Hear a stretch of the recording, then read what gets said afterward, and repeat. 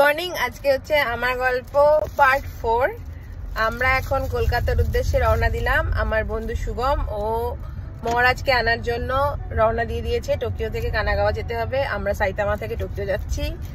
আমাদের আজকের উদ্দেশ্য হচ্ছে গৃহপ্রবেশ, মানে আমাদের নতুন বাড়িকে সুন্দর করে তুষ্ট করে আমাদের থাকা স্টার্ট করা।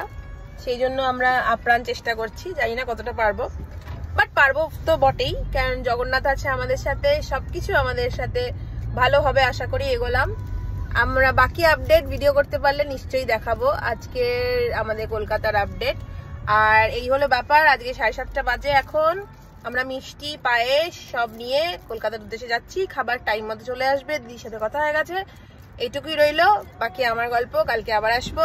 এবং যারা আমাকে আমার গল্প শুনে ভালো লাগছে, যারা আমাকে অ্যাপ্রিসিয়েট করছো, তাদের জন্য থ্যাংক ইউ সো মাচ, কারণ আমারও এটা করতে খুব ভালো লাগছে এবং আশা করছি এটা আমি করতেই পারবো, কারণ এটাতে খাটুনি খুব কম। দেখা হবে।